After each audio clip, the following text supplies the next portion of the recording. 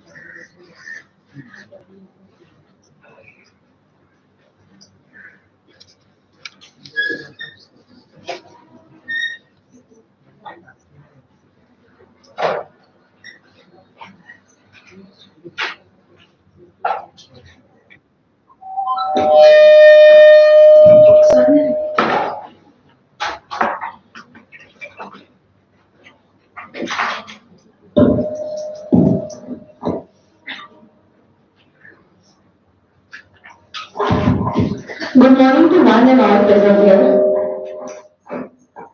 It is with great pleasure and pride that I welcome you all to Dr. LH Hiranandani Lecture Series, a distinguished platform that celebrates knowledge sharing and thought leadership in pharmaceutical sciences and research. It is an initiative to bridge the gap between the industry and academia and so as to collaborate.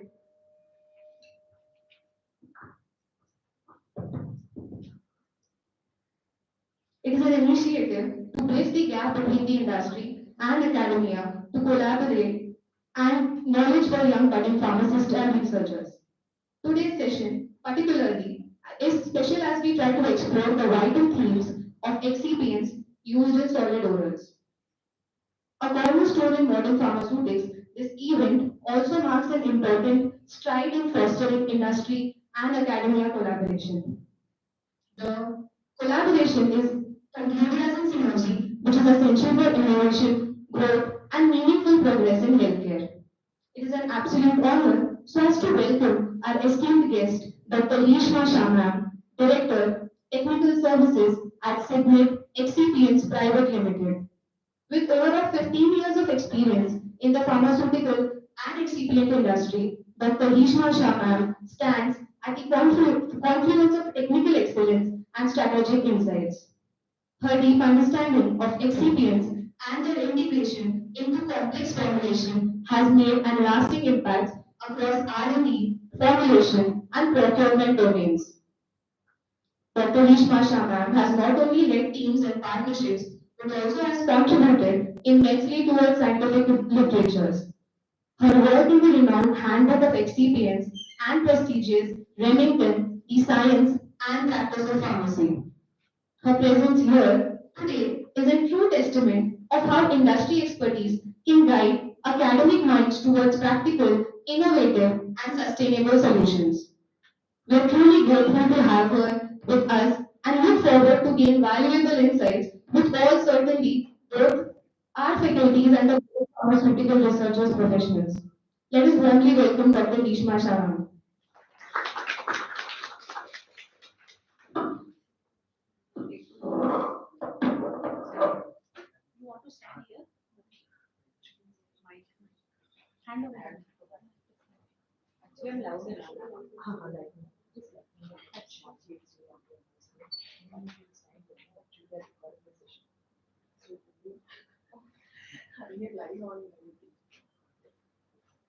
To mark the auspicious beginning of today's session, under Dr. L.H. Hiranandani lecture series, we shall commence with traditional lighting ceremony, a symbol of knowledge, enlightenment, and the divine presence of Goddess Saraswati, the embodiment of wisdom, learning, and purity.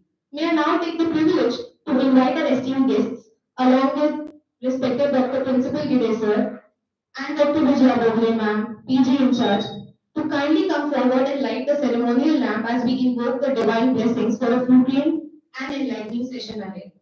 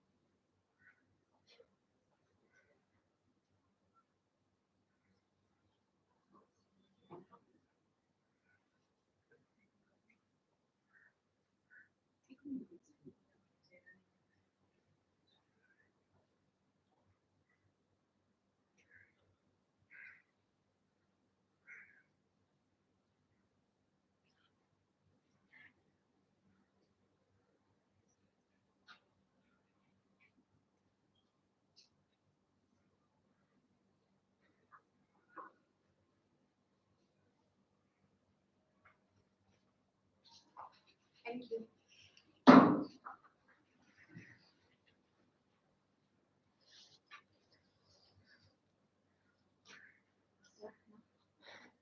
Yes.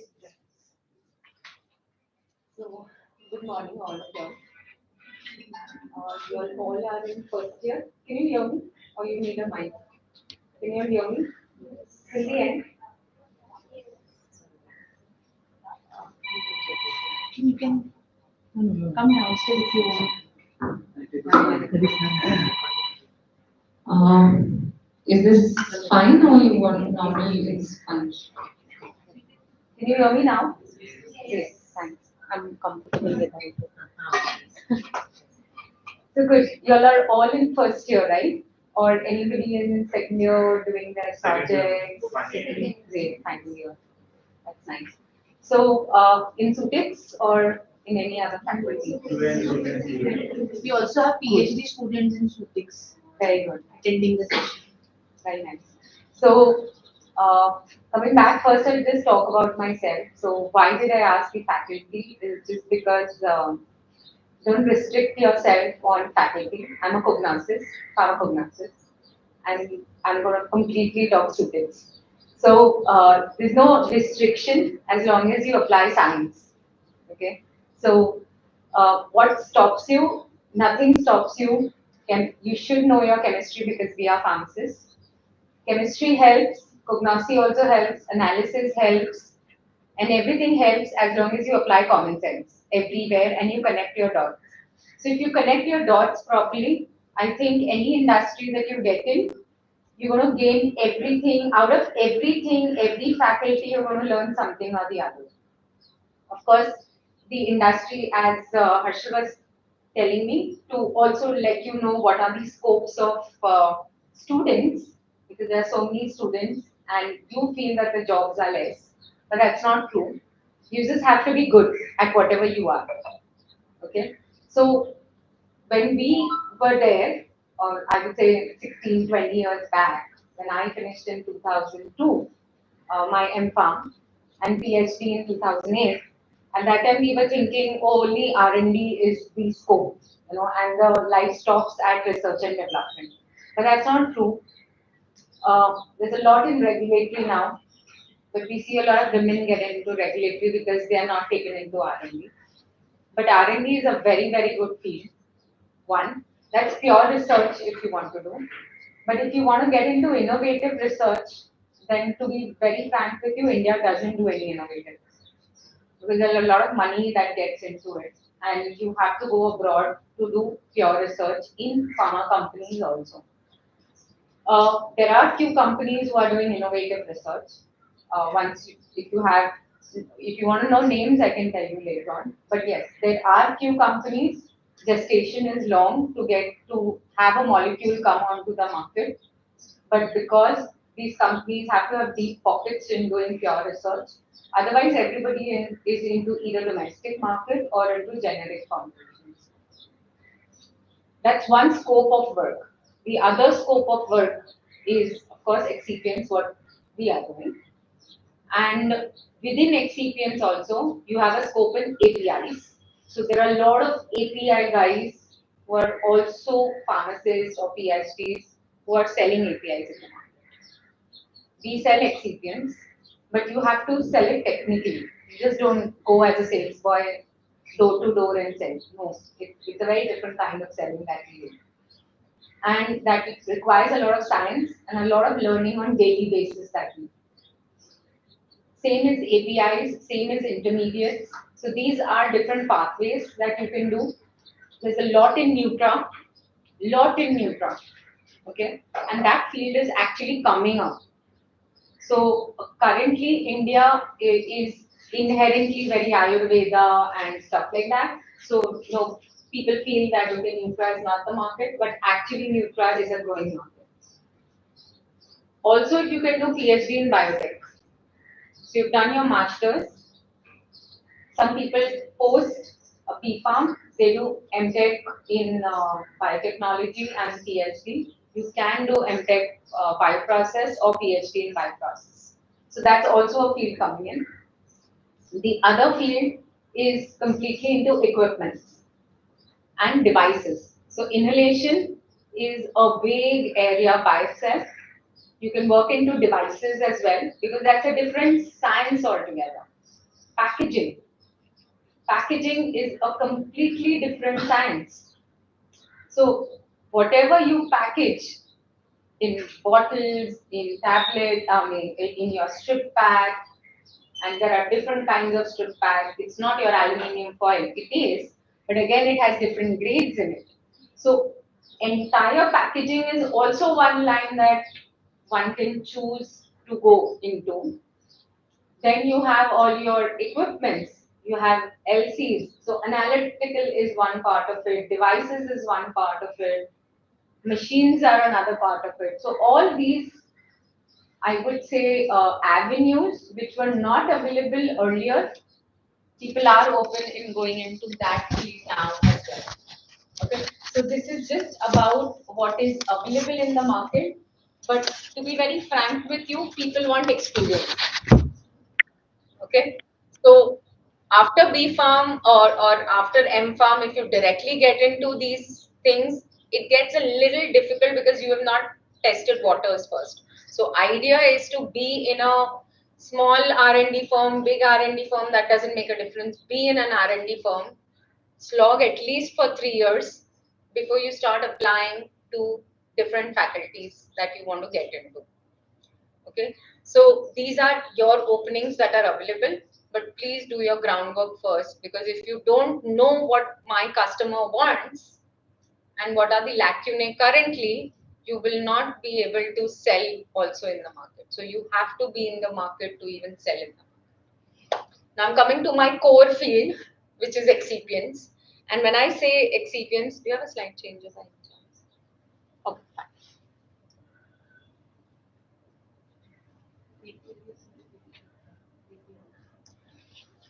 I'll just talk about what Signet is all about. Can I can I pull it across? I need someone to change my slide. Will tell ये ना somebody. था हाँ बस चलने थे. हाँ student. ये chair ये. Sorry. You changed it. It's okay for you. Is Yeah, it fine? you can. Yeah. Sure. I remember my slides by heart. Don't worry. Yeah,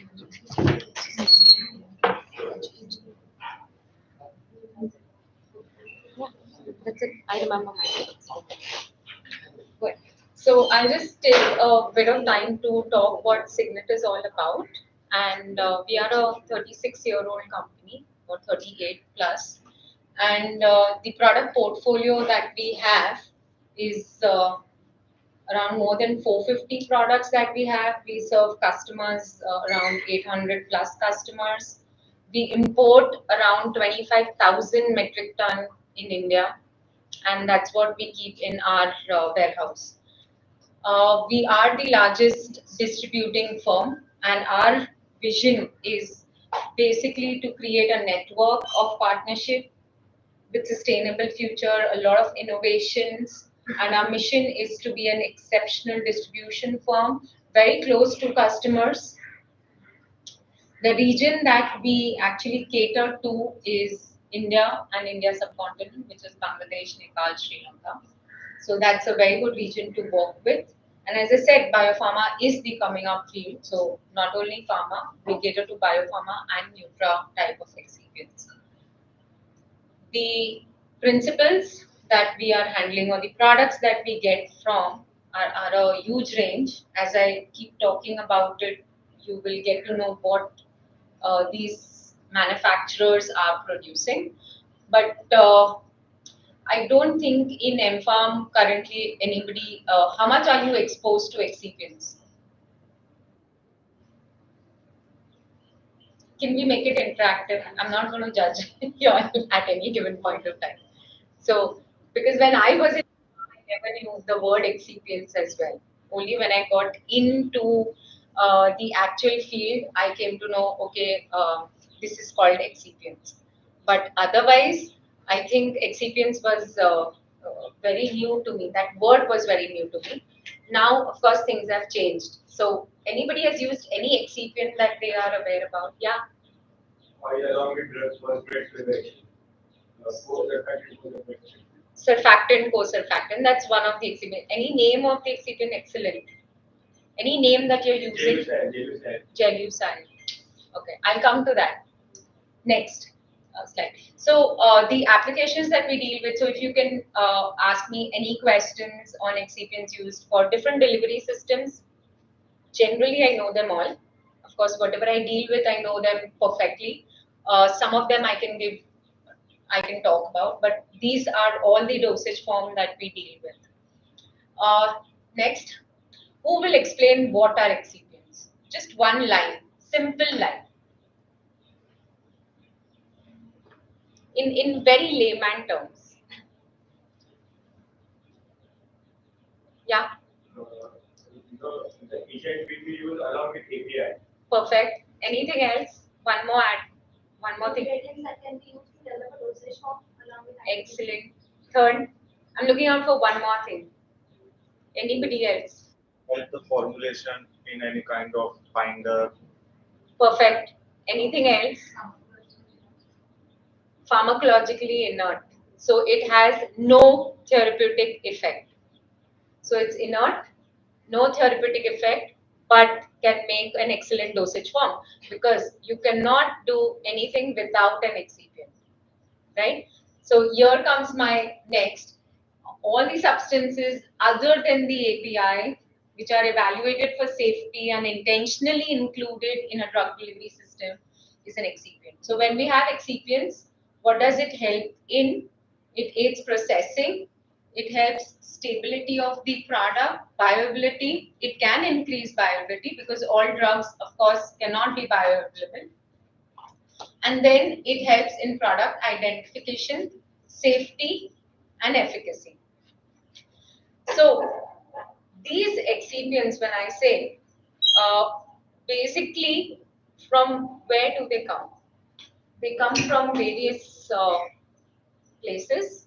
It can be either plant-based. So anything that you're eating, like your flour, your corn, you are using starch. You're using starch, right? And the starch comes from the starch comes from corn, it comes from wheat, and or it can come from tapioca.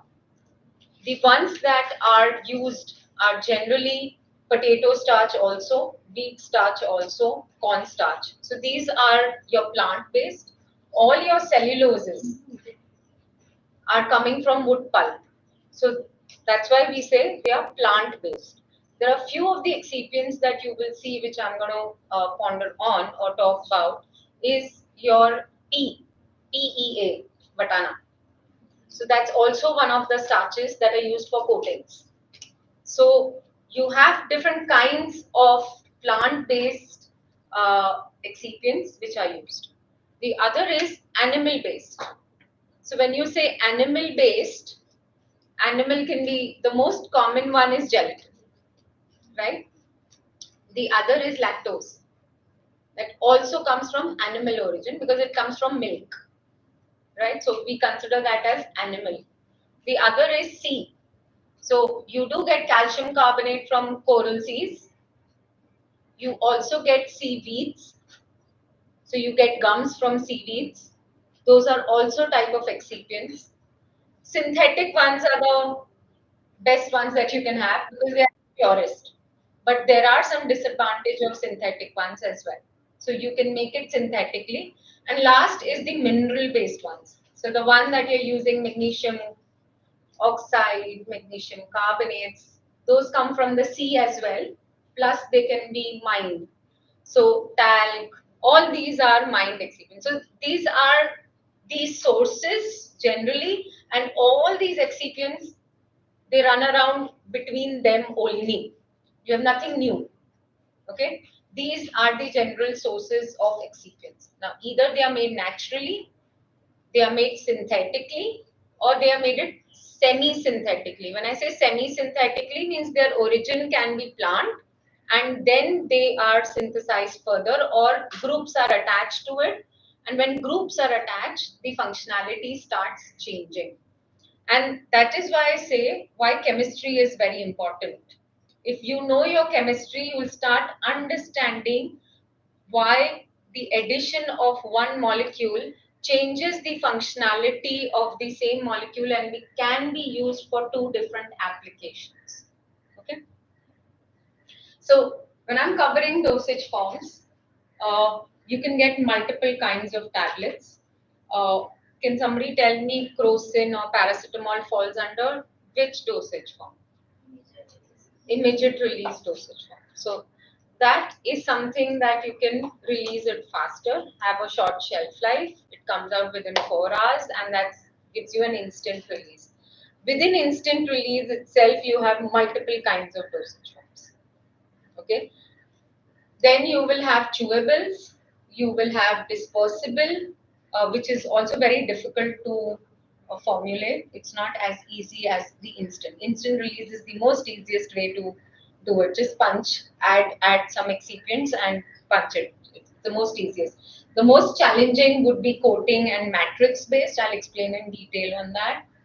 And then we have other forms are capsules. Capsules can be hard gelatin, which are liquid filled, solid filled. You also have soft gelatin capsule, which are paste filled or liquid filled. So these are different kinds. I'm coming to the manufacturing process. You have multiple kinds of manufacturing process. Is anybody working on wet granulation here? No. So your projects are in oral dosage forms or all are in NDDS? And is it in direct compression or roller compaction? More direct compression. Anybody with roller compactor? No roller compactor. So what is the major difference between wet granulation, dry granulation and direct compression? As we are moving, earlier times wet granulation was the kind of process which was always used for high dose APIs, low dose APIs, medium dose APIs. But today, the golden rule is if you have a low dose API, generally you go in for wet granulation. Why? Because the scientist is always worried about content uniformity, blend uniformity and stuff like that. But now when we come with engineered excipients, you can again convert a wet granulation process to a direct compression process. If nothing works, then you can go in for a dry granulation. And if that also doesn't work, then you go in for wet granulation. But ideally, people would like to work with dry granulation, direct compression, because of multiple advantages. But just for the sake of learning, we will talk about wet granulation. And what do we do in wet granulation? We blend the ingredients, we mill it if required, or we sieve it. If you see the purple line here, you are granulating it either with water, or you are granulating hydroalcoholic 50-50, or you're doing completely solvent-based granulation. We do solvent-based granulation only when we know that the API is not stable with water. Okay. Otherwise, we try to avoid solvents. A lot of people used to use solvents earlier. Now, everybody is going without solvent. They don't want plant. They don't want to handle solvents in the plant at all. So a lot of companies are gone green. They don't want to handle solvents. They're changing processes. They're changing the coating system. They're even removing the product from that portfolio if they're using solvents. So some of the companies are pure water-based systems only. So if you're doing that, then of course you're granulating it, you're passing it through a dryer, and you're milling it and finally doing your tableting. If you're doing dry granulation, of course the entire process is dry. You're using this, you're blending it, you're passing it through a roller compactor, and if you don't have a roller compactor, then you slug it. So earlier times we used to do the slugging process, and then you mill it and you tablet it. The best is direct compression. You just mix it, you pass it through a mill if required, or you sieve it, co-sieve it, co-sift it, and you pass it through, and you tablet it. So that's the three different kinds of processes. You can see what the roller compactor does. You have different kinds of roller compactor. Gertis is one of the best. Then you have your ribbons, you mill it and you tablet it. Next is your PET granulation. This is your RMG, rapid mixer granulator, and that's your fluid PET granulator. Now you can do it in two ways. If you have a high dose API, and you can do it in a rapid mix. If you want to avoid solvents or your process can be top spray done, then you can use a booster coating, or you can do a top spray coating. Now, when I'm saying tableting process, it's a very simple thing. You fill it, compress it, there's an ejection, and your tablet comes out. So that's one of the processes. It's the most simplest process. What happens is when you're doing this simple process, air gets entrapped, and sometimes you see capping as well. So most of the machines now, before it goes to the final punch, you have a pre-compression also. So it just removes all the voids and air spaces, and then it does your final compression. So this is how your rotary press looks like. Okay. Now, this is something which is very important, and that's the basic of all excipients. One, you have to, or whenever you see an excipient, please learn how to see it under the microscope, because now you all have a microscope. We only get photos of SEMs, how the morphology really looks like. See it under the microscope, you'll actually see different kinds of morphology of different products. Example, if I'm taking cellulose based, it is generally very plastic or elastic. Now, when I say this, or some are brittle, I've given examples there. Some of these excipients are brittle. When I say brittle, they are like glass, which means, can you compress glass? It's difficult to compress glass.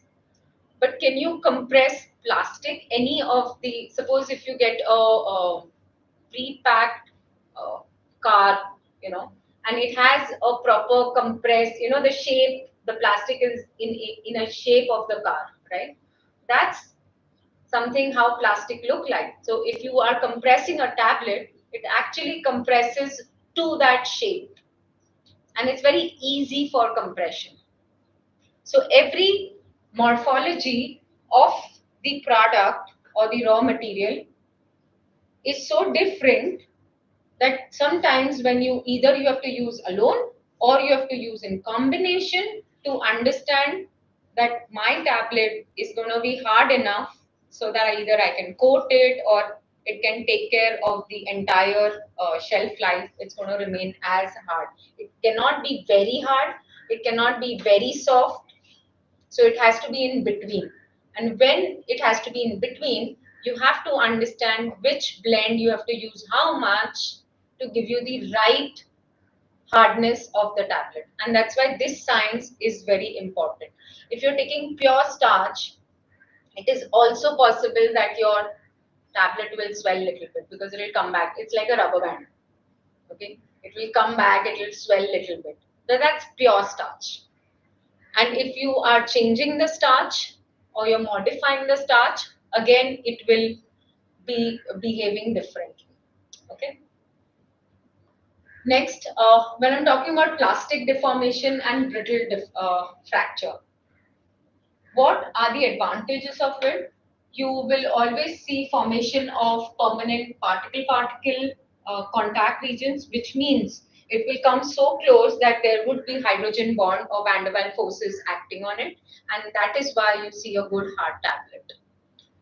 You will have particles close to each other, you'll have a high tablet strength, and when you have brittle fracture, they are less sensitive to lubricant. This is what it says. I'll explain you what it means. And the tablet will have high porosity. Anybody can explain what is lubricant sensitivity? Because that's very important for compression.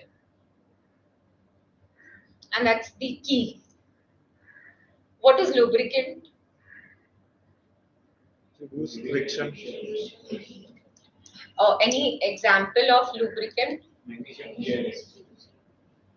In your cars, your oil is your lubricant, right? So that your engine works properly and smoothly. If anything, like you're making a flour at home, you always add oil at the end so that it's lubricated. Your dove is lubricated. If you add too much of oil, that is also not good. It makes the entire surface hydrophobic. Please try to understand that as well. So magnesium stearate, you can't keep adding just because it is, it is giving lubricant surface of the tablet. You have to add optimal amount so that your tablet doesn't become hydrophobic. Tomorrow, if you add too much, you're putting it in the dissolution bath and it does not even open up. Why? Because the entire surface has become hydrophobic. Okay, so that is why magnesium stearate is not the choice for ODTs, for effervescent tablets. Why? Because it will make a hydrophobic surface. It is used, albeit in lower concentrations. So, when I have a product which is something like mannitol or lactose, I can adding lubricants. Why?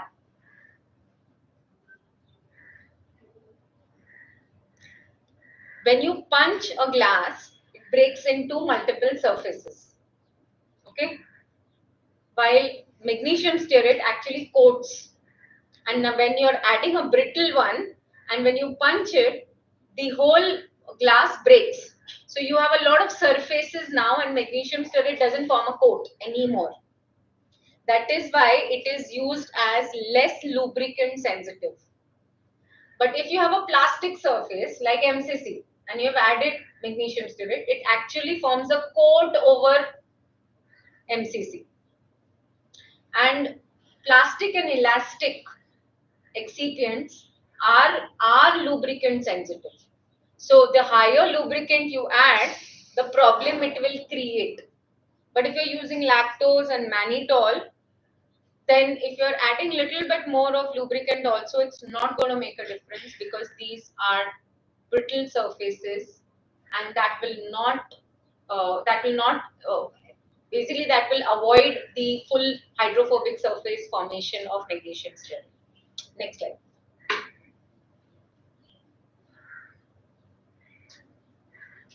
Okay. This is simple capsule manufacturing process. I'm sure you all are aware, and if you all are not, then you get ready-made machines. Your lower capsule. So you have two parts of the capsule, the upper and the lower one. Lower one is fixed onto the machine, and the upper one it picks up and it covers it, and then it ejects out. So that's the normal capsule filling machine which is used. And your soft gel capsule basically works with either gelatin or it can be plant based as well.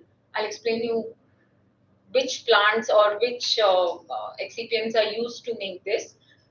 But you have the rollers, your gelatin melts, it forms a sheet, and in between you have a filling equipment, and then it completely seals like this, and the capsule falls.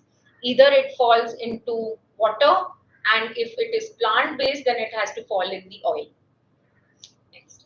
So, coming to the core subject, excipients for solid orals, what all masala you will require to make your final formulation.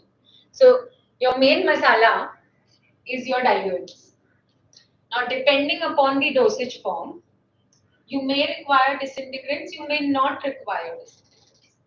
Binders you may require, you may not require. Sometimes, most of the time it's required. Depending what are the modified release agents, these are more for pellets, as I've shown there. Coating of tablets or pellets. Plasticizers is a must for coating. Lubricants is a must for tablets, glidant and colorants. That's optional. Glidants are generally required for coatings or in tablet formulations as well. So I'll just first concentrate about diluents. What do we understand as diluents? Anybody? In simple layman terms,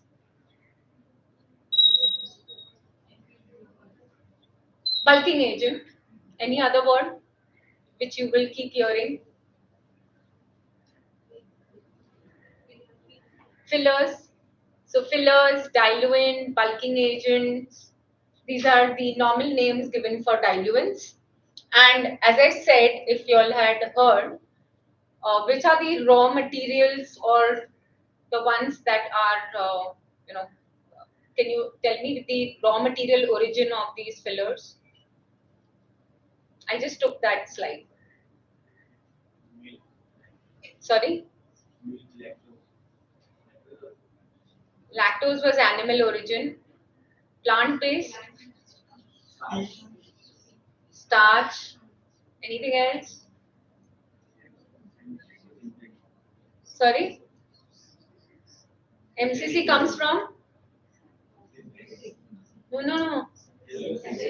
Cellulose comes from plants. Which plant? You all get newspaper at home? Great. It comes from wood pulp. So MCC, cellulose base, everything comes from wood pulp. Remember this. So your major cutting of trees happens because you all take medicines. So, but you can prepare MCC from cotton also. Remember this. Any form of cellulose, you can have MCC. And if you want the purest form, of course, it comes very expensive. But if you get cheaper grades, it can be made from cloth also. It can be made from waste also. And finally, that is refined and put into tablets. Now, why an important thing? That's why I said everything comes from trees.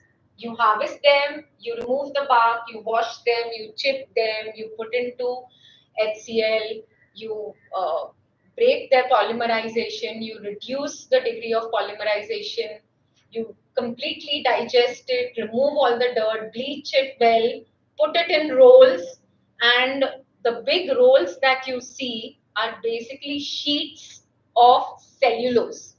They are not microcrystalline cellulose. They are just cellulose. Same as Whatman paper that you're using. You'll use Whatman paper, right? You've seen different gauges of Whatman paper, the sizes, the thickness. This is really thick. Okay? And now these thick sheets are sold in the market. That's your starting material for MCC. Now, what do I do with MCC? You've seen this wood and you've seen this bulb. I don't know how clear it is here, but this is your MCC. And the cellulose moiety is nothing but glucose moiety, and it is a big polymeric chain. You know what is a monomer? What is a monomer? Single unit. Anything multiplied by n is a polymer. While cellulose is a big polymer, and when I say n can be n number of units attached to it. But when I'm making MCC, please remember I'm bringing it down to 0 to 350. Okay, that's how I cut it down. Now it's not easy that I cut the paper and it's cut down. It doesn't happen that way, right? It's an entire big process of digestion of the pulp, making it acid, washing it, and then again alkalizing it, making it neutral for you to use it further. That entire pulp, when I do it, it has two forms. It has an amorphous form, it has a crystalline form. So MCC also has an amorphous form, also has a crystalline form. The whole process works by removing the amorphous structure and retaining the crystalline structure. So now my crystalline structure is 75 to 90%, and that gives me microcrystalline cellulose. You can get multiple kinds of trees. You can go down, cut a tree, make MCC, use it. It's simple, not so simple. You get special species of these plants. So, if you're working with any company, you cannot say, I can buy MCC and today my MCC is punching a para tablet, but tomorrow it will not. Why? Because it's not the same plant, it's not the same way of producing. Why? Because my fibers change. So, if my length of the fibers change, you have softwood pulp, you have hardwood pulp. Hardwood pulp is much easier, much cheaper. But when I'm going in for softwood pulp, my length of the fibers are longer. It can absorb better. It can be more pliable. It is more flexible. It's more plastic in nature, right? And that's how the manufacturing process is done. Why I'm explaining you this is just because when you pick up any excipient जो free में मिलता है, just don't punch it and use it. You should know from where you're getting, who's the manufacturer, what is the batch number, which grade are you using. Everything matters because finally you're making a formulation. You have to learn how to identify what you're using and not just blindly use because your guide has got it for you free of charge. Right? Please. So, coming to softwood pulps, we only give you softwood pulp, and that's why there's a lot of consistency in supply and compression. Next. So these are the entire grades. I'm talking about how much you understand, I don't know, but everything is available on our website. So you can go to Signet website, you'll see all the grades, you can download all the specifications. Maybe one day I'll explain you how to read the COA, how to read the specification, how to read pharmacopoeias, because that's all important for you to enter the industry as well. So when I have so many grades, what does it mean? That every grade has some application. Not that I can use one against the other. You cannot, because then you're wasting money. Example, if I am giving Avicel pH 101 of 50 microns, right? My brand is Avicel. I'm giving pH 101 of 50 microns. This is specifically used for wet granulation. Tomorrow, if on your bench there's 102 and you read MCC to edal do, your result is going to be different. And vice versa. This is for direct compression. This is for direct compression. Okay. So if I'm using 101 for direct compression, it's not going to even flow your hopper because it's 50 microns. So before you start using it, please understand what you're using, what grade you're using. How will it help you?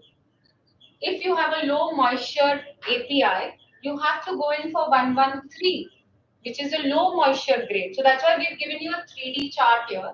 This is for moisture content, this is for particle size, and this is for density. If I want a capsule fill and I have a small capsule and I want to fill in more amount of product, obviously I'll take a high density product and then I will mix it and use it. So these are the entire grades of AV cell that is available in the market. You have various applications of it. If you want guidance, you can go on to our website or you can message me. I'll answer you there and there. This is the grade to be used for this application only.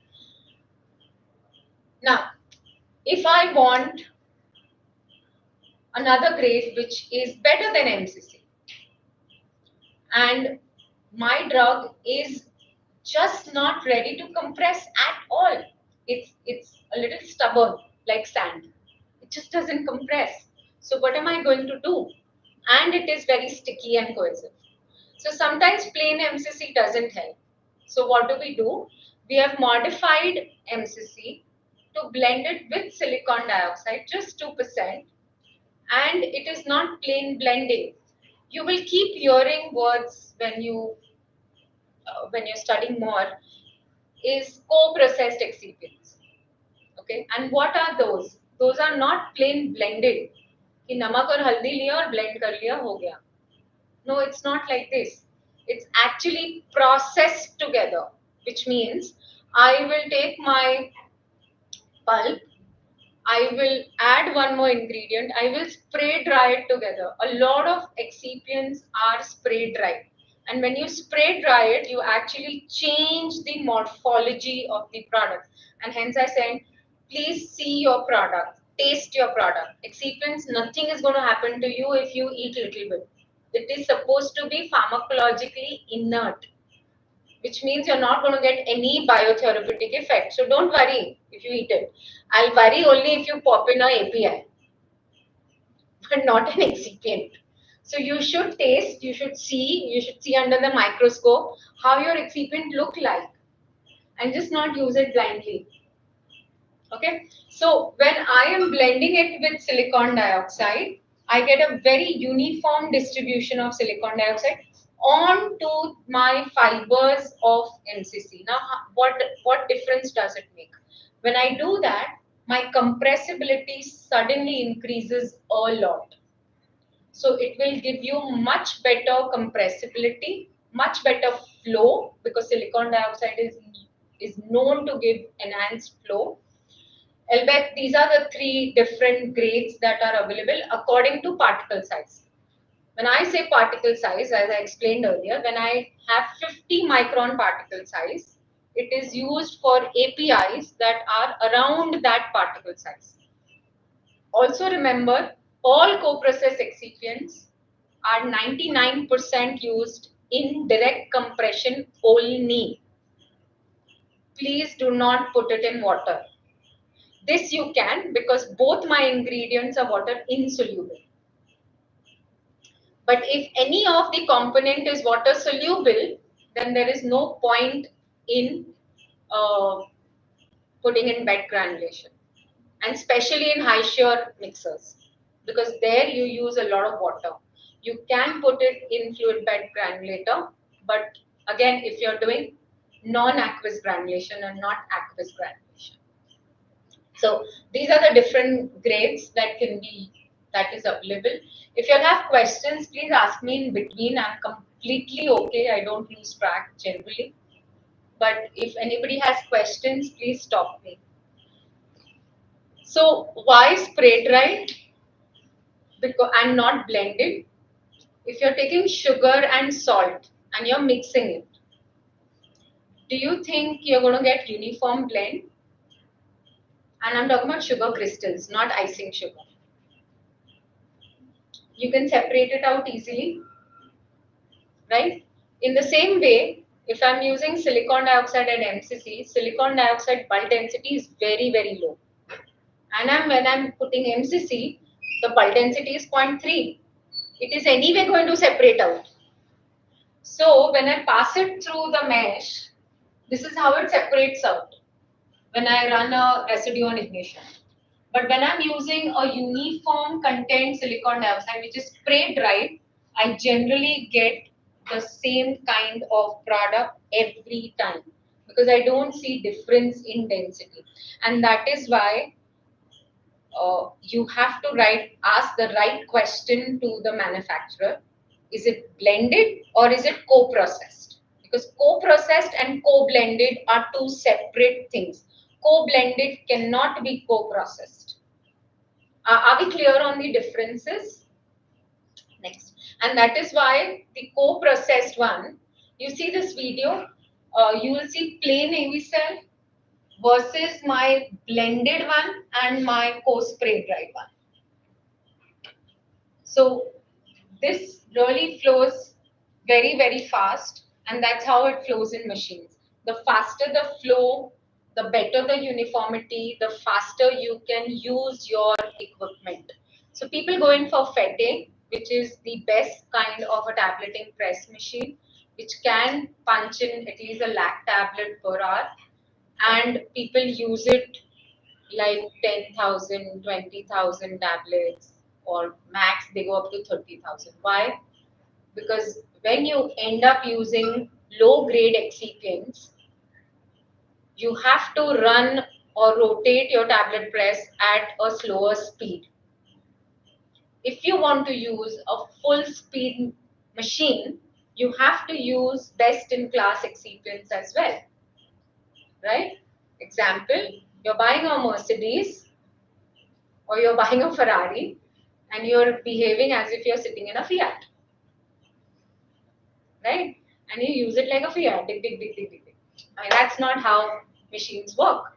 If you want full utilization, if you want extreme very well production, you need to work faster with engineered excipients and not halka pulka excipients. Yes, please ask. Why 98% they are using dry granulation and not in wet granulation? Like, what is the difference? Like, why easily and For co-processed? yes. So co-processed, you can use it in dry granulation as well, but not wet. That's the one. Wet, as I said, which I repeated, put the next line. So when I'm saying, suppose there are other co-processed excipients, example, mannitol and starch. Okay, I have co-processed it. Now, if I add water into mannitol, it is soluble.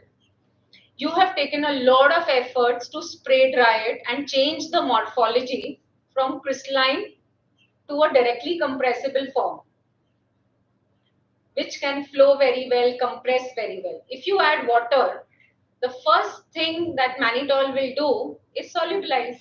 So your entire morphology for which you've done the entire process is lost. So you're not going to get the benefit of a co-process excipient like better compressibility, better flow. All that will be lost the moment you add water in. But as I said, AVCell, SMCC, both the products are water insoluble. So very unlikely that they will change their morphology.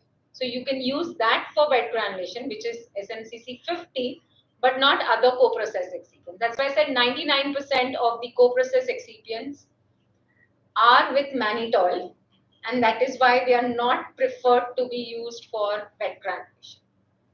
Okay. So what does SMCC give? It gives you very high compactability, very good content uniformity and high productivity. It is also used for very, very low dose APIs also. So you can convert from wet granulation to direct compression if you are using AVCell SMCC 50 as well. Okay. Next. So I'm coming to co-processed. Here AVCell DG. This is specifically used for roller compaction, and that really helps in reducing the cycle of roller compaction. You have CE15, which is used for chewables. Now, when I say chewables, if you see the second SEM, this SEM, the second one, you will see the gorgum is completely coated onto MCC. So, have you eaten paper? So it's very, it has no taste, basically. But now if it is coated with gum, you'll actually like it. And that is why it is used in chewable tablets. Because when you chew, uh, you will actually feel the gumminess in your mouth, right? And you'll not feel that bland taste of paper. Now, we have seen a lot of interest in this in another sector, which I forgot to mention, is the animal sector. So, animal formulations, and especially people work on animal health, which is making formulations only for cats and dogs. So you have companies that only work with cats and dogs. There are companies who works with larger animals as well. And that gives us a lot of business because obviously the size of the tablet suddenly becomes double. Like we cannot swallow a 1 gram tablet, but they can buy it. So they chew everything more than a gram only. So each tablet is around 1.5 grams or 2 gram tablets, right? And the fun is cats and dogs really like MCCs, and that's why we give this coated MCC so that most of their formulations are chewable and they are easy to eat. So these are few of them. They cannot tolerate, I think, mannitol and lactoses. So again, the science is different. You have to know about the animal, what the animal can tolerate or what cannot tolerate. So that also we learn in the process because we have to talk to these companies. Coming to polyols, uh, these are nothing but sugar alcohols. So they are not alcohol. It's just that it has an OH moiety, so it's called alcohol. But it is made from, what is the raw material here? I'll keep asking the raw material so that you all don't forget that everything is based on raw material. Can somebody tell me? Tukka maro, at least answer something. Sugar cane. Okay, next. Only one person is thinking. At least is thinking. So I said it's nothing concerning to sugar and alcohol. Nothing concerning to sugar and alcohol. Wild guess.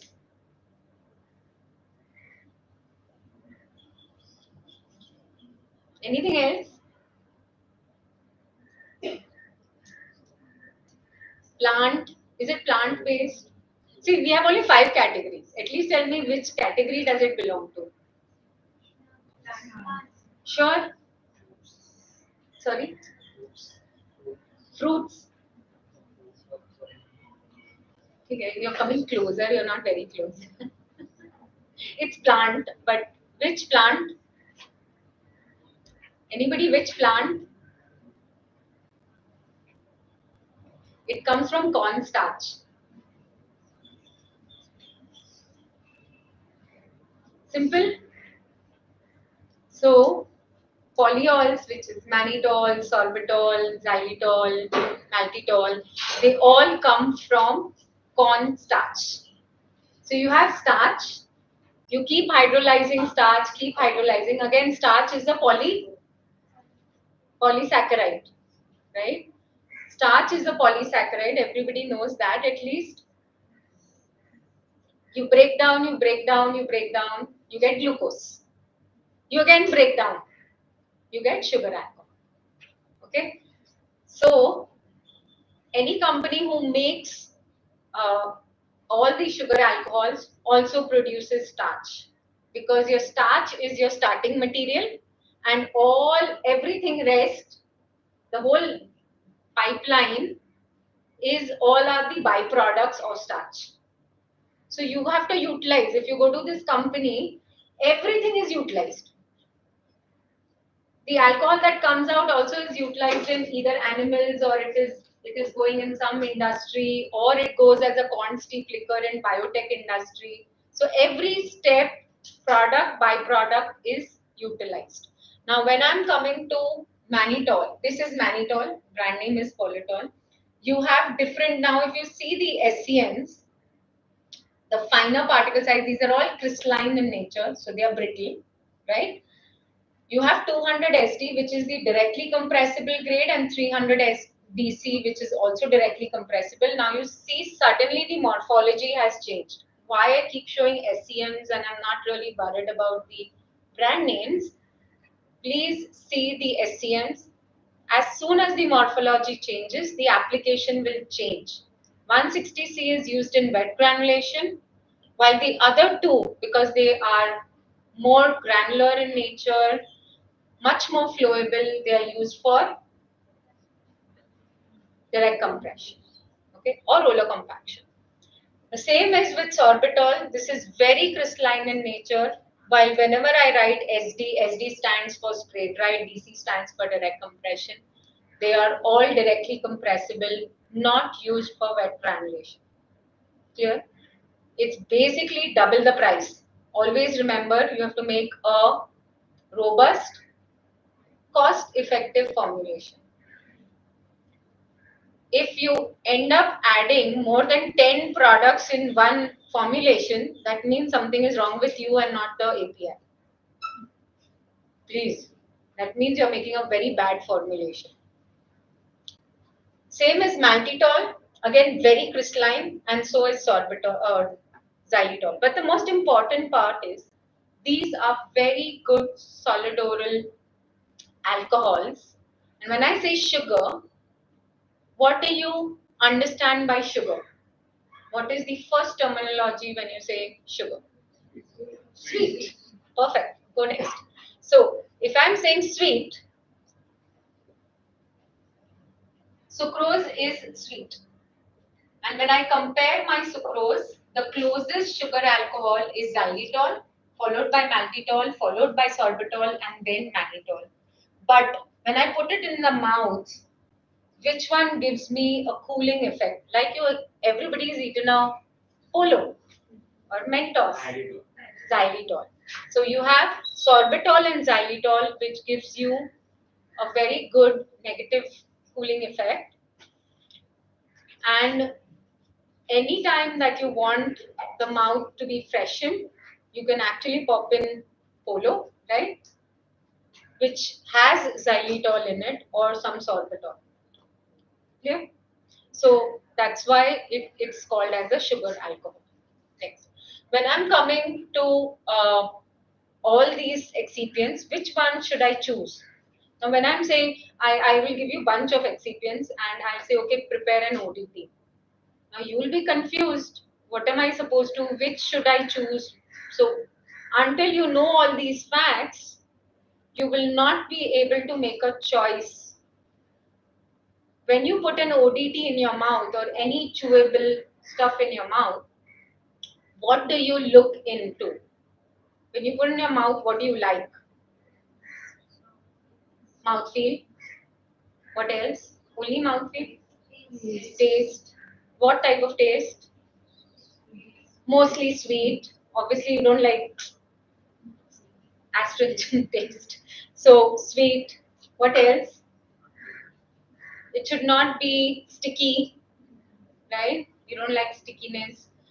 And that's why ODT is the most toughest to prepare. Huh? It looks good, you put it in your mouth, it's very nice, it melts. It's not easy to do that. But how does that happen?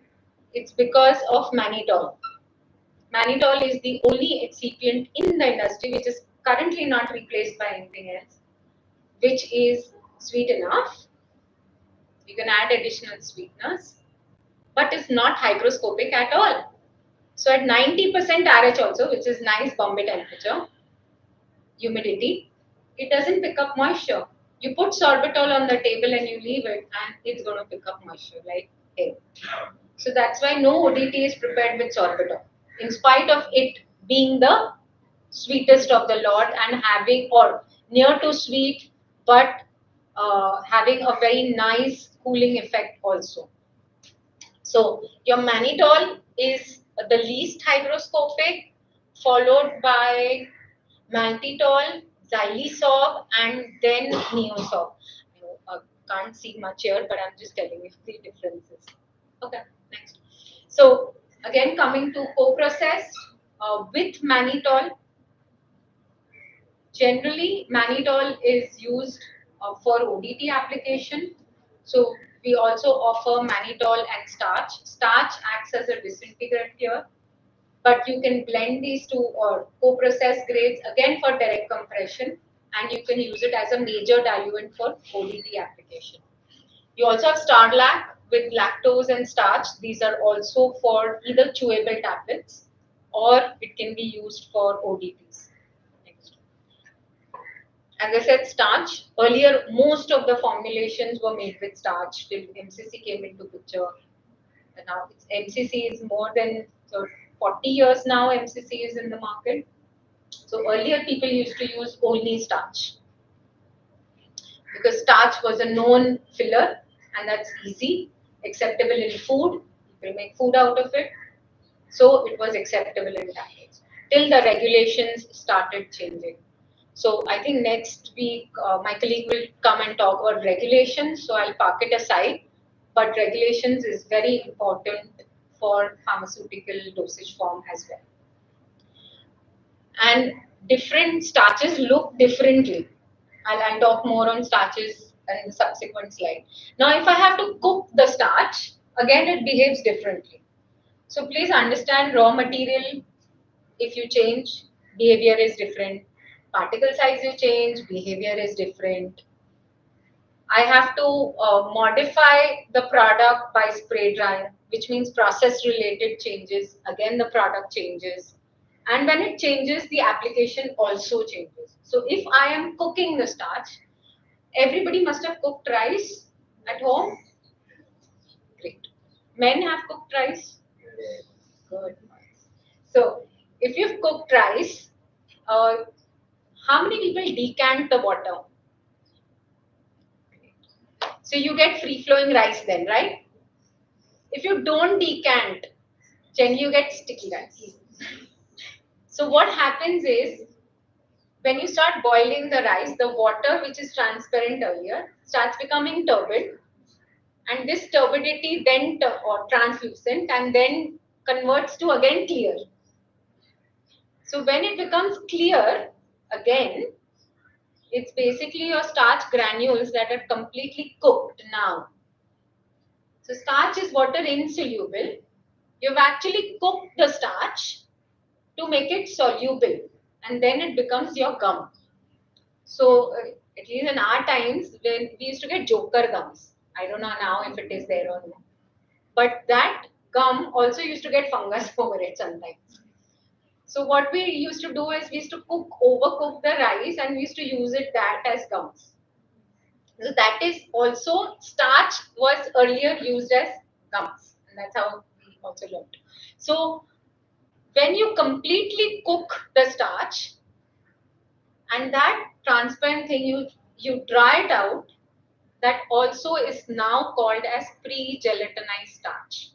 So the scientific name is pre-gelatinized starch, and in simple layman terms, it is cooked starch. Okay, either it is half cooked or it is fully cooked. If it is half cooked, obviously you have some starch available, and that will give you disintegration and binding. And if it is fully cooked, then it will only give me binding activities. Okay, that's how you have to differentiate between starch. And if you're using plain starch, then anyway it is a disintegrant or a filler, but it will not function as a binder. Please remember this. So, go back. So here we have the graph that will show you that you have completely cooked the starch, and when you heat, you give temperature to it, you heat it, you completely break the starch granules, you'll get it as a binder. Currently, these grades are partially cooked starch, and hence partially cooked starch can be used as major fillers in your tablet formulation because it will give you some binding capability also, and it functions as a disintegrant, so it functions as a pure diluent. Next. I've written dicalcium phosphate, again coming back, which raw material?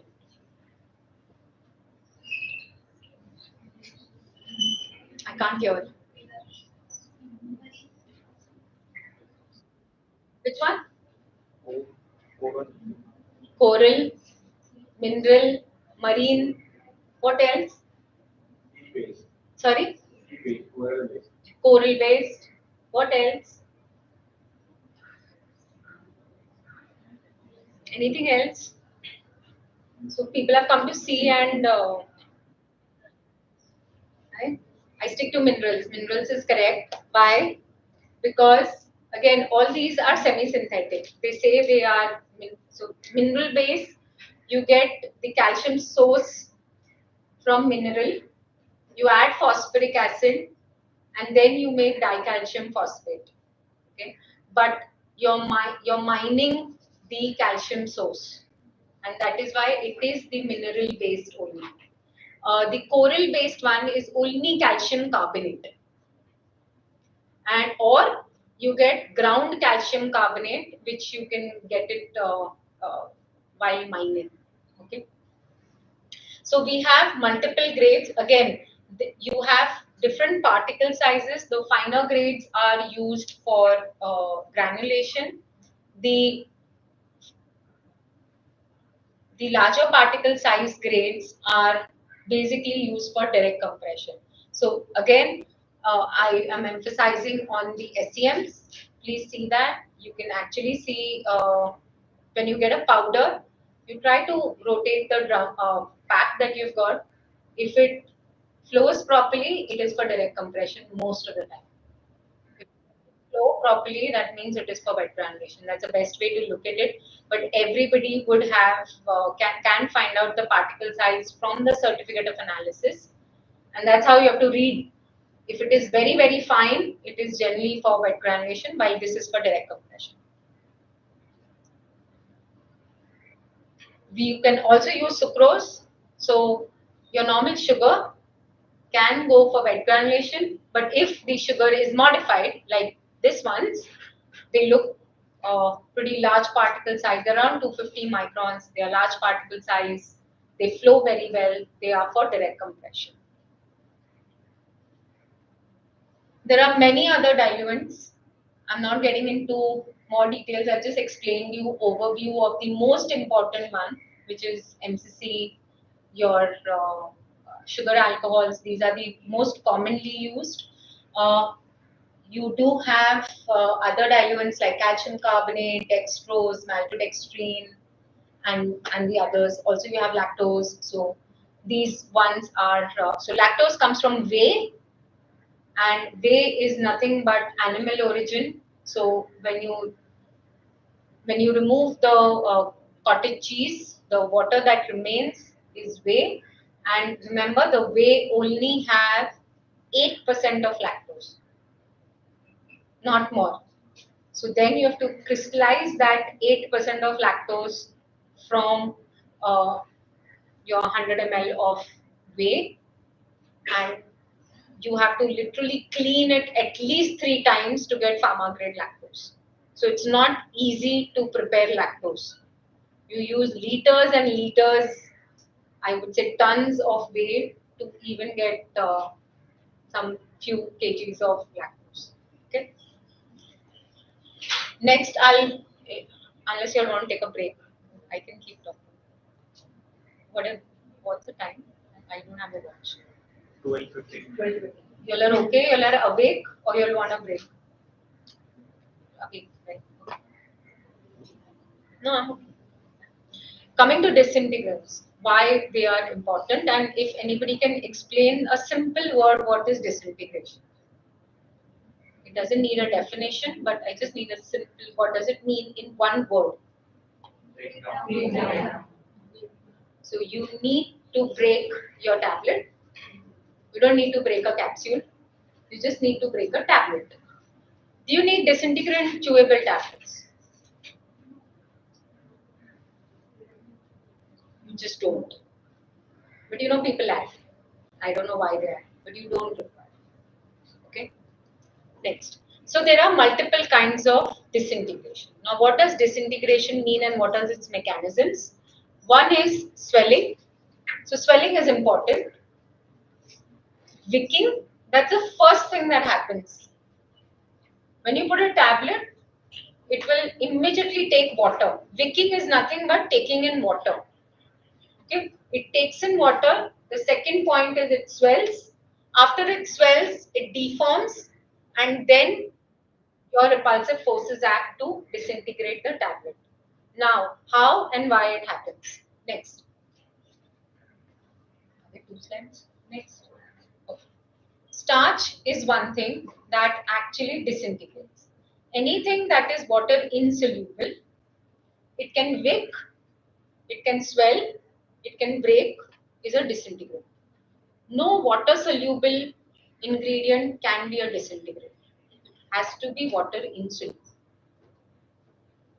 If anybody says this is water soluble and is a disintegrant, I would just not agree to it, and please do not agree to it. You have all starches that traditionally function as disintegrants, and they are yet used, albeit in smaller concentrations. Next. You also have sodium starch glycolate. So this is made up of potato, and potato disintegrates very fast. You cross-link it to make it completely water insoluble, and it can be used in higher concentrations. So there are some disintegrants, there are some super disintegrants. Okay, every manufacturer will say that my product is super disintegrant. Please go by chemistry. Please go by facts and faces. SSGs cannot be super disintegrant the time it is used in higher concentrations. You can comfortably use SSG from 8 to 10% also. So if you're using 8 to 10%, it cannot be a super disintegrant. It functions as a disintegrant. So this is a very good disintegrant, can be used for wet and dry granulation. And also remember, when you talk about disintegrants, understand its swelling capacity. So everybody would, you can raise those questions. Please talk about its swelling capacity, compare it with traditional swelling capacity disintegrants. You also have cross-carbonyl sodium, which is Actisol. You get two types of cross-carbonyl sodium. I've written the raw material source. Again, it is plant-based, which is cotton. So you'll have seen cotton in your house. You put it in water, immediately, in no time, it picks up water. Right? Have you seen insoluble cotton? Hydrophobic type of a cotton which does not pick up water. It doesn't even get soaked in water. Right? So you get that type of cotton as well. This is, of course, the soluble one, which can wick immediately. But what's the advantage of using cross-carbonyl sodium is that when you put cotton in the sun and it dries off, it comes back to its own shape, right? And that is what also happens when you're doing tableting in wet granulation. So when you're putting Actisol in wet granulation, it swells when it comes in contact with water. But the moment you do the drying process, it goes back to its original shape. And when you again tablet it and when you eat it and goes into the medium, it again swells and shows you disintegrating activity. And that is why this product or cross-carbonyl sodium is very good for wet granulation as well as for direct compression. Ideally, it is used, it is a super disintegrant. Now, why I say that and what is the difference between a disintegrant and a super disintegrant? Disintegrant, as I mentioned, of course, it will function in sometimes small concentration, but you can use it in higher concentrations also. Super disintegrants generally, like sodium, cross-carbonyl sodium, it forms a gel the moment you add in higher concentrations. So we recommend only up to 4%. 2% inside, 2% outside. And if you're direct compression, then entirely 4% outside, whatever. Just mix it in the blend.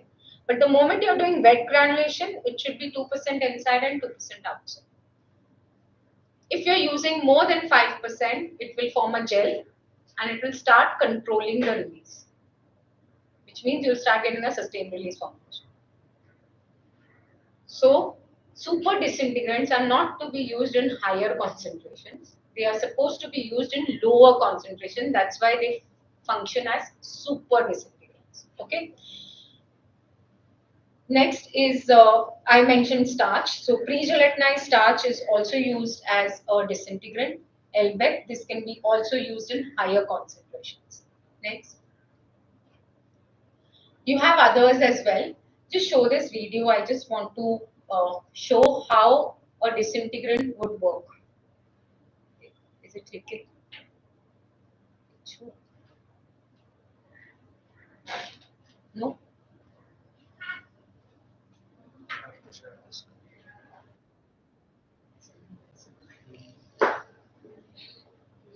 It's okay.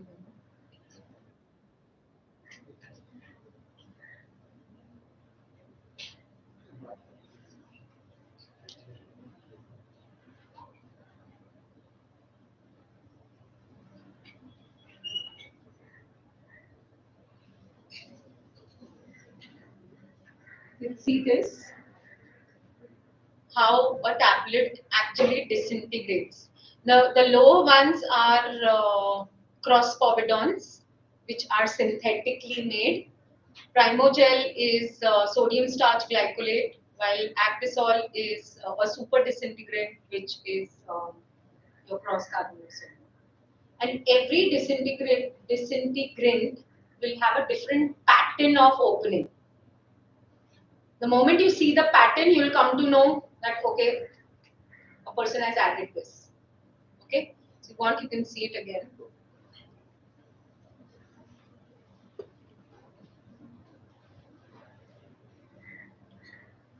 And why it is important for a very good dissolution is when it actually disintegrates into fine granules. When you get fine granules, that means you get the right dissolution as well and availability in your body. Okay, drug availability in your body. So, this is one thing. Yeah. Thanks.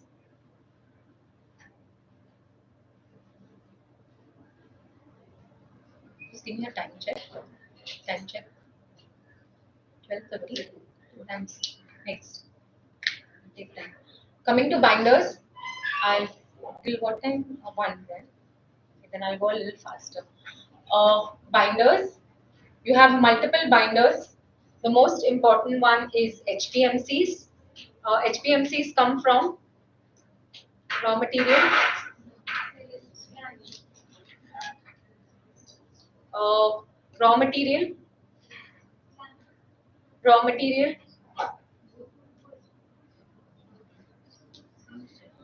Wood, I heard. It's wood pulp. Okay. Now, it's coming from a plant. It's pulp, but in pulp you only get cellulose, right? Now, this is semi-synthetic in nature, which means it's coming from a plant, but you are attaching molecules to it, right? So you're attaching methoxy group. You're also attaching hydroxy propoxy group, and that's why it is called semi-synthetic kind of an excipient. Okay, and it's used for wet granulation. Can be used as a very good binder, or 2 to 5%. And you have methyl cellulose, and in the subsequent slide I'll actually explain you what is E grade, A grade, K grade, F grade, but I'll just wait for the next slides to come in, then I'll explain you in detail. But these are the grades available that can be used as binders. Now there are binders which are true binders and which are not so true binders. When I say true binders, which means it goes in water and they're cohesive in nature, means when you make a sugar solution, it becomes sticky, right? And that's why they're called binders. They're good binders. You take any gum, it becomes a binder. But if you're putting MCC in a very high concentration, okay, in a tablet, you don't use binder. Like a tab, or I would say pre-gelatinized starch. Again, it's not a true binder. These are all good diluents that when used in high concentration and compressed also function. Why? Because during compression, their hydrogen-hydrogen bonds, and they show van der Waals forces, and that is why you don't need an additional binder. It can also function as a binder, but they are not true binders. Okay, when you say true binders, which means it can dissolve in water and it shows cohesive nature and it will agglomerate your other particles and form lumps to give you good compression. Okay, so never get confused between true binders and not so true binders. If somebody says MCC is a binder, just take as a pinch of a salt. It does bind, but it's not a binder. It does bind. Clear? So, what is the chemistry of HPMC? This is very important to understand because when you keep getting give samples, you really don't know what chemistry you're using. And because you don't use the chemistry every time, you start getting differences in your formulation. Your basic chemistry is cellulose. This OH, if gets converted to or attached to methyl group, it is methyl cellulose, right? And methyl cellulose are ether moieties. And because they are ether moieties, they are water soluble. Please remember this. If they were ester, they were not water soluble. They are ether moieties, and that's why they are water soluble. And you will actually see methoxy groups in methyl cellulose, which is the A chemistry. A chemistry. I'm going to last one. If it is attached to hydroxy propoxy group and methoxy group both, then it is E, F, and J chemistry. E, F, K, and J chemistry. Next slide. When I'm saying A, it is methyl cellulose. When I'm saying E, F, and K, you can see different numbers attached to it. You can see those numbers. So when I say E, it is 2910. The 29 is the methoxy group and the 10 is the hydroxy propoxy group. So anything, everything is in the pharmacopoeia. So you don't even have to write. But somebody has to open the book and read. Okay.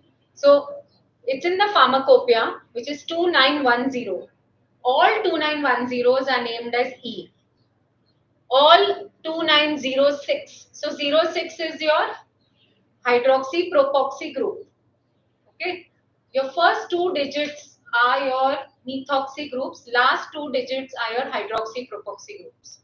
And when those changes, your cloud point changes, your solubility in water changes, your dissolution profile also changes. Okay. Your last K chemistry is 2208. 22 stands for methoxy, 08 stands for hydroxy propoxy. Now I'll tell you what major differences it will happen. Next. I have my 2910, 2906, 2208, and your 3000 is your normal MC grades. These are my different viscosities that I can go up to, and what are the applications. This is very important to understand that all your blues can give you film coating, binder, viscosifier.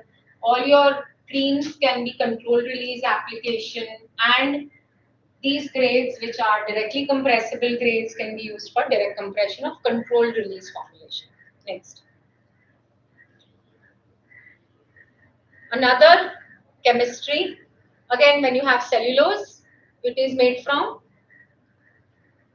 wood pulp. Be loud, you're right. So wood pulp, again, you can modify it. So everything is semi-synthetic again. You take your raw material, which is cellulose based. You can keep playing around with cellulose. So you get hydroxy propyl cellulose, you get hydroxy ethyl cellulose, you get hydroxy propyl methyl cellulose, you get sodium carboxy methyl cellulose. So all these in lower concentration work as binder. In higher concentration, they work for controlled release application. Try to read, I wish I had time to explain you, the difference between degree of substitution and degree of polymerization. This is very useful in understanding the science of all the gums. Why a low viscosity grade and why a high viscosity grade, and how the high viscosity grade comes within the same degree of substitution. Next. You also have fully pre-gelatinized starch. I explained you earlier what is fully pre-gelatinized starch. If you cook the starch completely, and you can use it completely as a binder, and you have other binders like maltodextrin, starches, and sugar. Now I'm coming to modified release agents, which is very key for you all. You should work on projects like controlled release application. As I said, sodium CMC, if I can use it up to 9000 CPS, you can use it for controlled release application. Also remember, hydration of every polymer is very different from the other polymer. Please do not take one polymer as your golden polymer and work that, okay, if this hydration is the same, all gums will have the same hydration. It is completely wrong.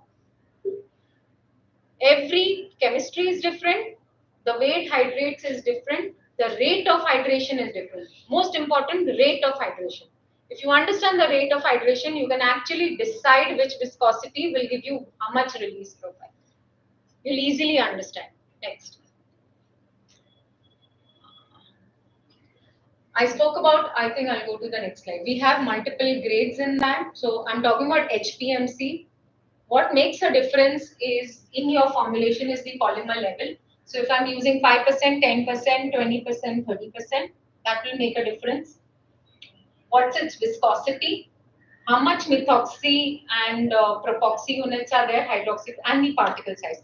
These are the 4 factors that actually define your formulation. Next. There's a video. Put this up. Yeah. You can see how it swells. Show it again. I have K100 LVCR. K is nothing but 2208. 100 is 100 CPS. LV is low viscosity. CR is controlled release. Now I've seen how much percent I've added, and the complete lower one was giving me faster dissolution, while the highest one was retaining. It swelled. You've seen the rate of swelling. It swelled and it went back. Now, if you see the 50%, it actually retains and then it goes down. This is after visual observation of the tablet swelling over 24 hours. Next. Now, when I am adding what it says, so 5%, 10%, 20%, 30%, 40%, and that's why my percent concentration of HPMC influences my drug release. It shows in the graph also. Interestingly, just wait before it starts. You have K100M, which is K is your 2208, the last K chemistry. 100 M stands for another 3 zeros, which is 1 lakh. 15,000, 4,000, and LV is low viscosity. So 100 CPS, 4,000 CPS, 15,000 CPS, and 1 lakh. Now you start. So this is how it will hydrate. You see, it remains there. It yet remains.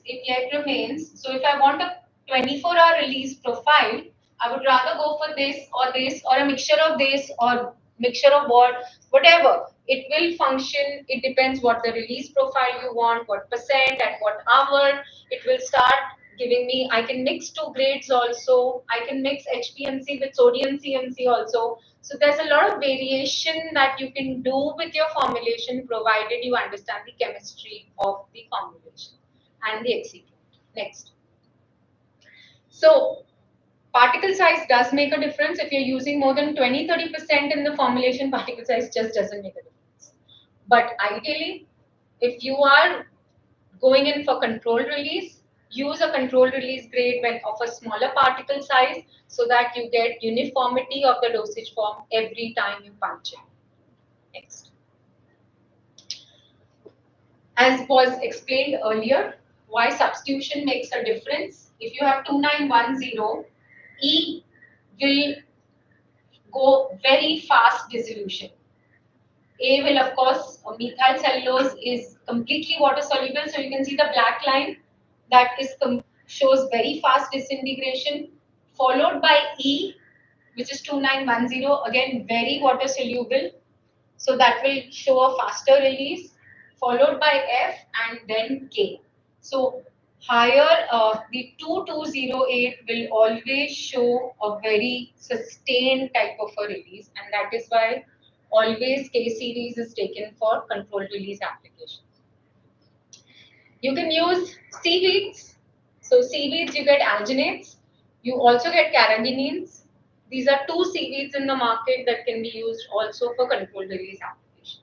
Okay, it has a completely different chemistry. It will take at least half an hour for me to just explain you what alginates are all about. So I'm not going to invest that time. Maybe next time.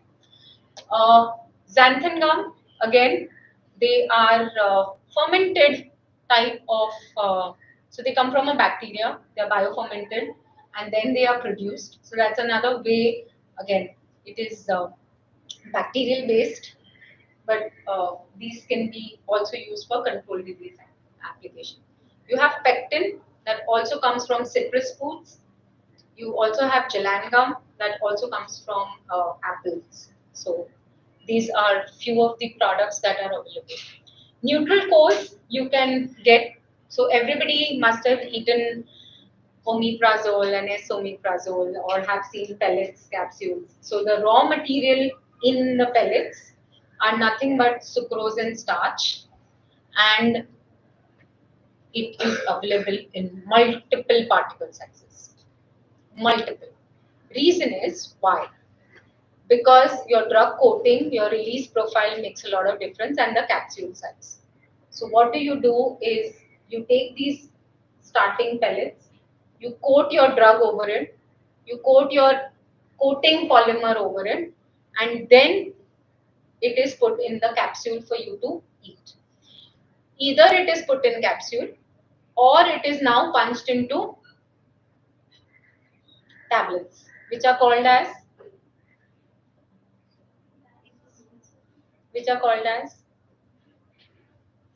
anybody has heard about MUPs? MUPs are nothing but multi-unit particulate system. When I say multi-unit is nothing but multiple units, which are pellets. Each pellet will have some coating of the drug, which is uniformly distributed over all the pellets. Okay? And why? So you all can read why MUPs are better than a single dose tablet. There are advantages and disadvantages of it, but more advantages. So most of your TPIs or antacids are given in multi-unit dosage forms. They are put in tablets, in capsules originally. Now people have started putting it in tablets as well. So when you break the tablet, if you ever want to see it, ideally you're supposed to take it like this only and not break it. It's not scored. So, but if you break it, you will see in the matrix dots. And these dots are nothing but pellets. You can isolate them also.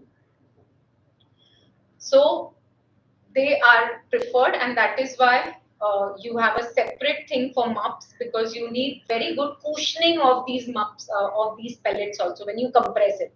Because if you compress, you are basically disrupting the coating that is put on the pellets. So you have to put excipients that cushion the pellets, and yet they are compressed well. Okay, next. You can have sugar-based ones. You can also have MCC-based pellets also, because these pellets are, and why these pellets are used, because they are water insoluble, they swell, and they can sustain the product much better than sugar. Because if you take sugar, the water seeps in, it starts dissolving. Okay, so if you want in the system for a very, very long time, you can go in for MCC. Next. Coatings. Big business. Big business. Why? Simple. You can have functional coating, you have non-functional coating. When I say non-functional coating, what do you understand by non-functional? Simple. Non-functional. What is the action that it will give? Or what will it? Gems are functional or non? Everybody is eating gems. So what does it identify? What do gems identify for you? Color. Don't we fight for pink color and yellow color and blue color and green color? We like those colors. So those are non-functional coating, only helping for colors. So if you are taking an antipsychotic and you have 10 strengths in it, I will not coat it or I'll not keep white for a wall. What will I do? I will have 10 different colors. A simple, generally it is for antipsychotics. A very nice identification. If you have old people in your house, they say मैं तो रोज एक पीला tablet लेता हूँ या नीला tablet लेता हूँ. वो नीला tablet is 0.5% of resting, and if it is pink color, then it is 0.25% of resting, which is alprazolam. And if it is white, it is 1 milligram of your alprazolam. So people, we say so easily alprazolam. Will an old person say alprazolam? Give me 1 milligram alprazolam? No, he'll say मेरे को सफेद चाहिए, लाल चाहिए, pink चाहिए, blue चाहिए, right? मेरा वाला gems. So that is why non-functional coatings are done, but functional coatings are done for simple reasons because it will show an activity. So if your drug has to release only at in the stomach or in the intestine, only at 4.5, only at 5.5, then I do that coating.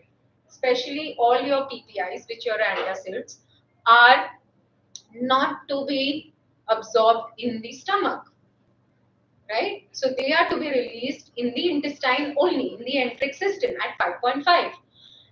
So that is why you have these coating systems, which will eventually have an enteric type of a release, and you have some pH independent type of a release, which is the osmotic drug delivery system. It's a science by itself, osmotic drug delivery. We'll take another hour to explain what is osmotic, but you get semi-permeable membranes which release the drug via osmosis only. So they are semi-permeable in nature. Next. You also have ethocell, which is ethyl cellulose. Keep pressing, it will come. Okay. So you have ethyl cellulose. Again, cellulose moiety. Like you had methyl cellulose. Now, if my substitution has changed from methyl to ethyl, it will become ethyl cellulose. Now, when it is ethyl cellulose, my methyl cellulose was water soluble. This is completely not water soluble. And that is why it gives me functional coating, which is pH independent. When I say pH independent, it means it doesn't have any loose ions available. Okay. If it has any N moiety, then it will behave differently. If it has any CO negative moiety, it will behave differently. But this is a complete pH independent profile. When I say pH independent, but it has different viscosities.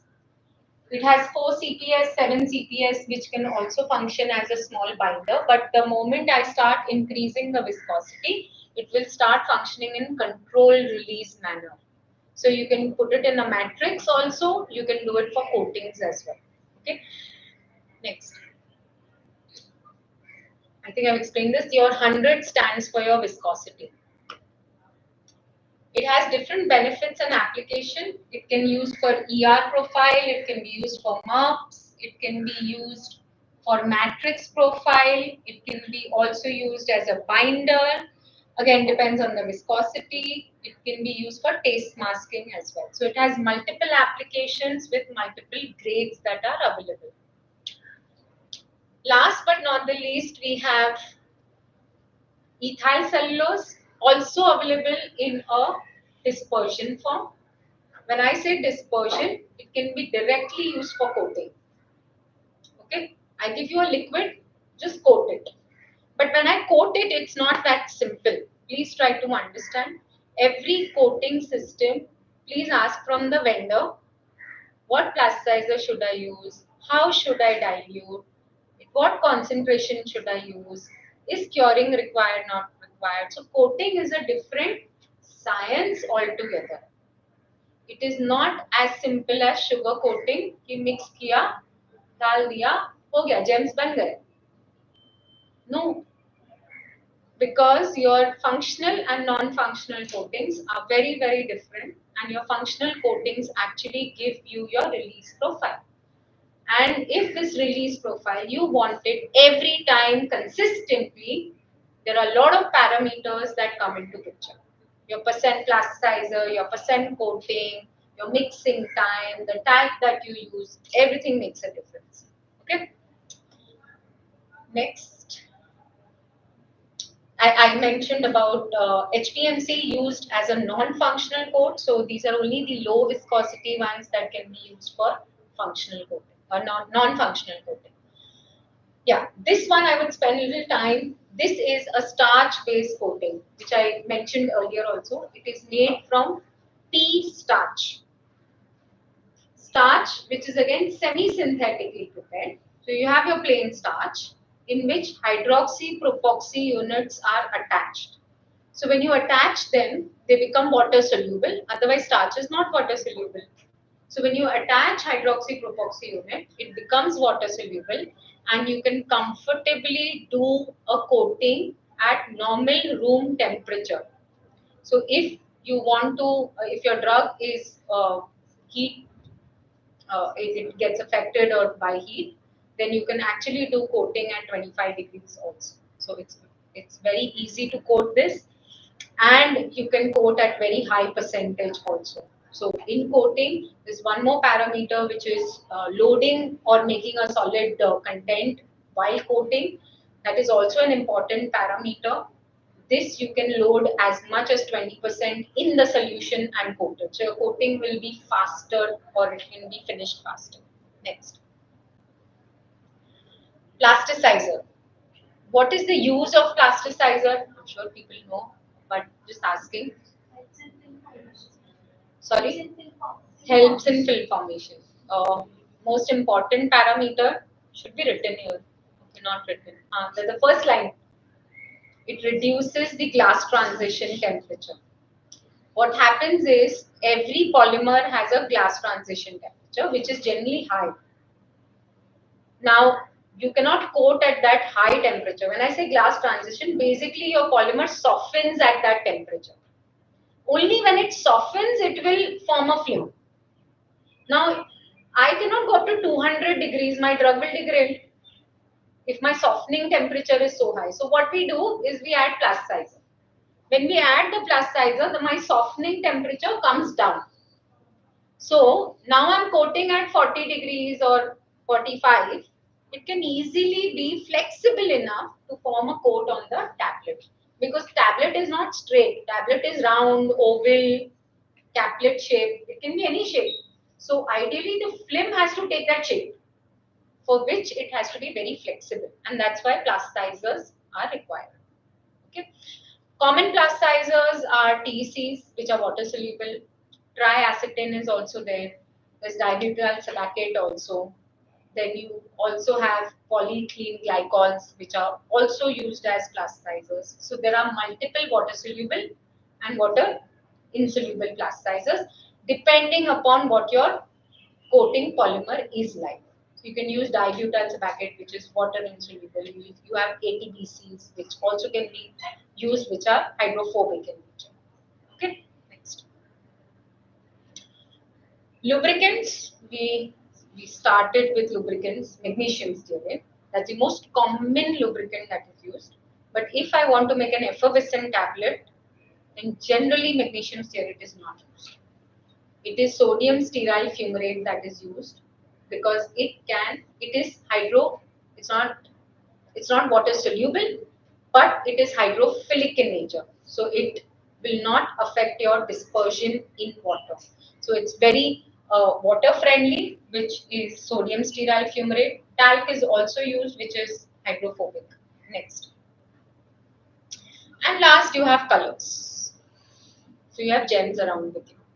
So these are the only few of the, so this is the whole laundry list, and of course you have more excipients, many and more which can be used depending upon your formulation, but these are the basic ones that one should have in mind when they are making a solid dosage forms. I think I finished with that. Any questions that you have? Any questions that you all are facing problems? You have heard of something? Otherwise, once you all start working, you're welcome for questions. You can write to me on my email ID or you all can WhatsApp me, but I prefer email IDs. So, otherwise, too many people will have my number. That's it. Thank you so much.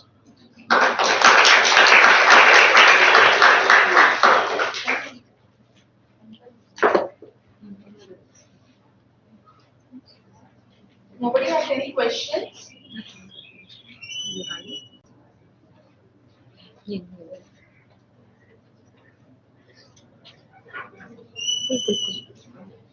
me that. Just switch off.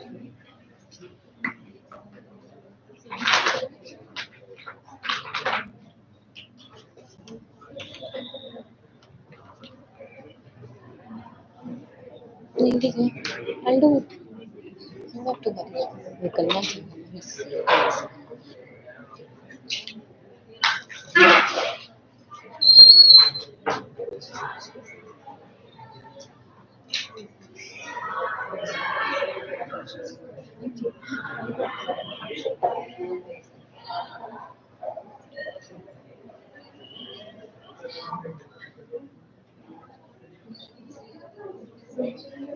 You did not drink water also. I don't drink.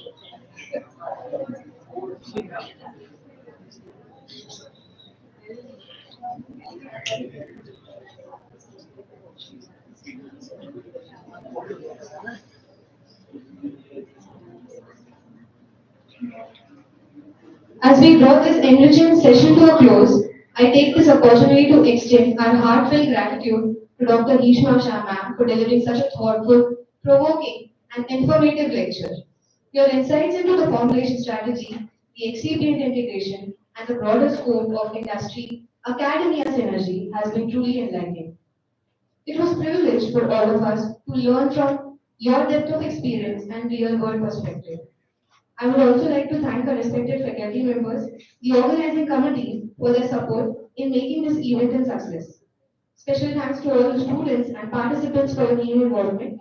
Your curiosity is what makes events like these meaningful. Once again, thank you, Heeshma ma'am. Your valuable time and contribution helps us continue building the bridges between the academic thought and industrial innovation. Wishing everyone a productive and inspired day ahead. Thank you. As a token of our gratitude and appreciation, we would like to present a memento to our esteemed guest speaker, Dr. Heeshma Shah ma'am, for a valuable presence. May I request Dr. Vijay Bhole ma'am to kindly do the honors.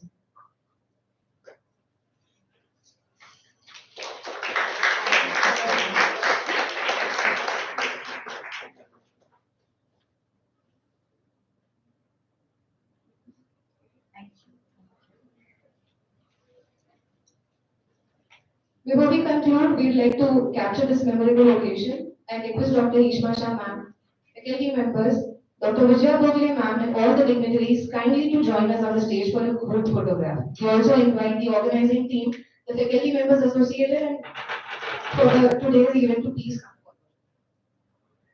Come. We'll go out and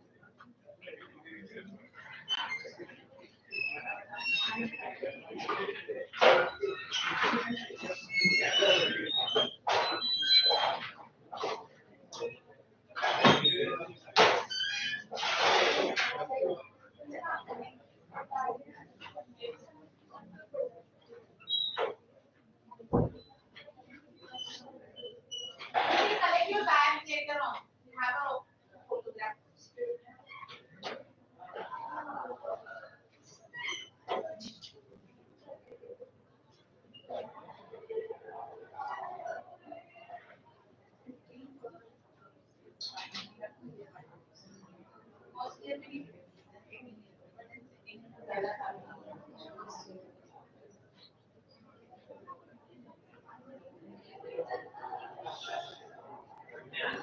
I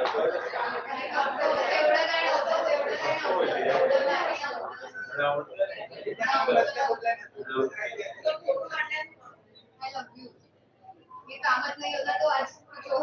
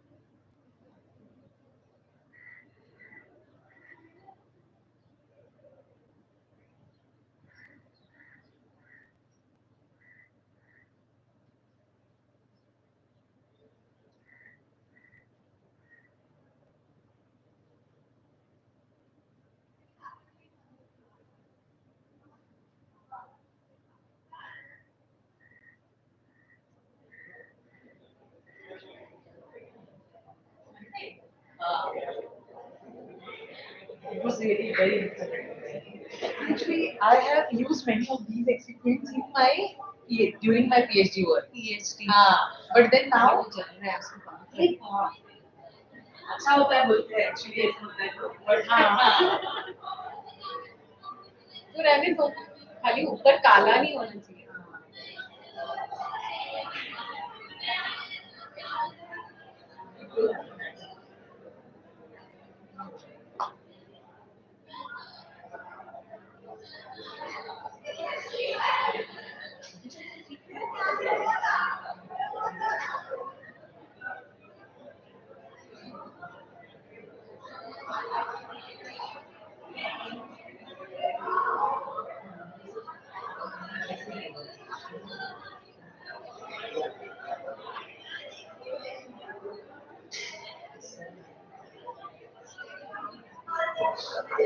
We were there on YouTube. The session is completely recorded from this status. The first lecture that you could record. In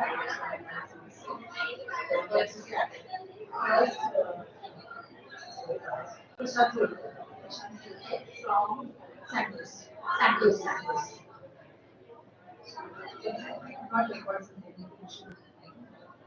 the yeah. And this would all just be done.